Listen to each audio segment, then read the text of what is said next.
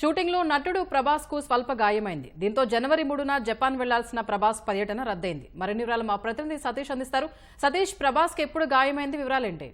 జరిగినట్లుగా స్వయంగా ప్రభాస్ వెల్లడించడం జరిగింది. ఈ కారణంగా వచ్చే ఏడాది జనవరి 3న జపాన్ లో విడుదల కావాల్సిన కల్కి సినిమా ప్రచారంలో పాల్గొనలేకపోతున్నట్లుగా స్వయంగా ప్రభాస్ వెల్లడించడం జరిగింది. ఈ మేరకు రేపు ప్రత్యేకంగా ప్రభాస్ ఒక వీడియో బయట కూడా విడుదల చేయబోతున్నారు.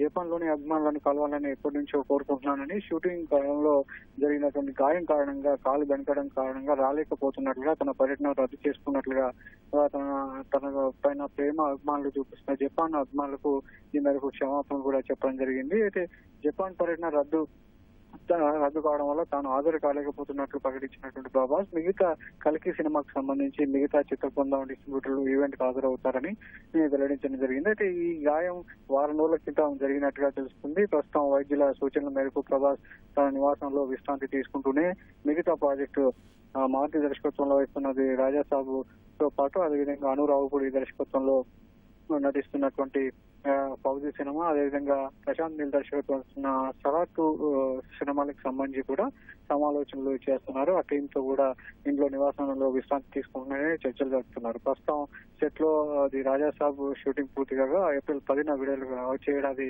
ఏప్రిల్ 10, 2025న సినిమా విడుదలకు ముస్తాబవుతుంది. మిగతా సినిమాలు సెట్ మీద వెళ్లేందుకు పూర్తి స్థాయిలో కసరత్తు తుది మెరుగులు దిద్దుకుంటున్నారు. ఈ క్రమంలో ప్రభాస్ స్వల్పంగా గాయపడడం, జపాన్ లో జరగాల్సినటువంటి కల్కి ఈవెంట్ కు దూరం కావడం పట్ల అక్కడ ఉన్నటువంటి అభిమానులు కొంత నిరాశ గురయ్యారని చెప్పొచ్చు. అయితే ఈ విషయం స్వయంగా ప్రభాస్ ప్రకటించడంతో సోషల్ మీడియాలో ప్రభాస్ త్వరగా కోలుకోవాలని, గాయం నుంచి బయటపడాలని చెప్పేసి వారంతా అభిమానులంతా కూడా ఆకాంక్షిస్తున్నారు.